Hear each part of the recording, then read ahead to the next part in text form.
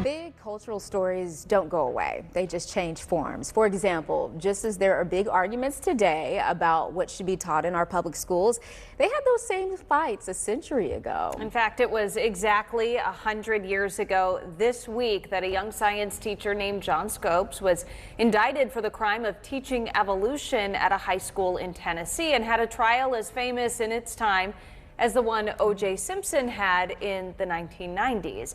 And as you'll see in tonight's Buckley Report, the Scopes monkey trial still has reverberations today. In the heat of a southern summer, the alchemy of faith, science, and celebrity culture caught the world's attention in the small town of Dayton, Tennessee. How big a deal was this in 1925? Bigger than it should have been. For 50 years, there was a rising tension between Christian fundamentalism and science was moving fast, succeeding in passing prohibition, then by 1925, getting a law passed in several states, including Tennessee, prohibiting anything but the teaching of biblical creationism in schools. The standard biology textbook in 1925 in Tennessee had a chapter on evolution. When the law prohibiting the teaching of evolution was passed in 1925, there was virtually no conversation about that contradiction or how that would be handled. The American Civil Liberties Union was looking for a fight over academic freedom, and Dayton, Tennessee was looking for some attention. So town boosters got together and convinced the substitute biology teacher at Dayton High School to claim that he taught that chapter on evolution. When you get down to it, this really was a publicity stunt. On the part of the town boosters, the ACLU, though, they wanted it to be a very straightforward conviction.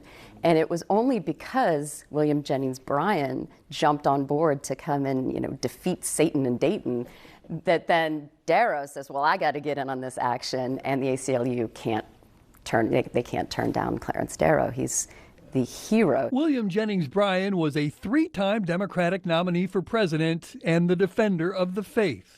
Clarence Darrow, the most famous attorney in the land, defended the teacher, John Scopes. They occupied what we would call a celebrity status, facilitated by new technology like the radio. Radio was changing America much like the internet is today and made the trial of John Scopes the first one broadcast nationwide. Hundreds of reporters were there, including the Baltimore Sun's H.L. Mencken, who gave it the name the monkey trial as a reference to evolution. Bryan, in prosecuting Scopes, said that science is a magnificent force, but not a teacher of morals, and used young women with toy monkeys as a prop. The women are arrayed as the symbols of what's at stake.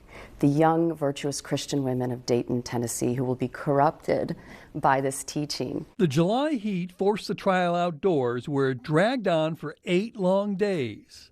Deliberation took 9 minutes. Scopes was found guilty of violating the law against teaching evolution, but over the years, the consensus seems to be that it was religious fundamentalism that lost. Was it a defeat for fundamentalism or not? Legally, it was not a defeat for fundamentalist Christianity.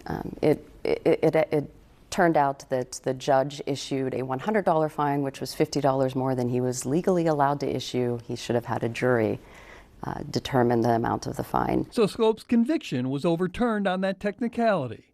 But a century on, we still hear the echoes of what happened under the summer Tennessee sun. As a historian, where would you say this ranks in American history? I think it is an excellent teaching example of what happens when there are enormous cultural, economic, social, and political changes. And that is an eternal story.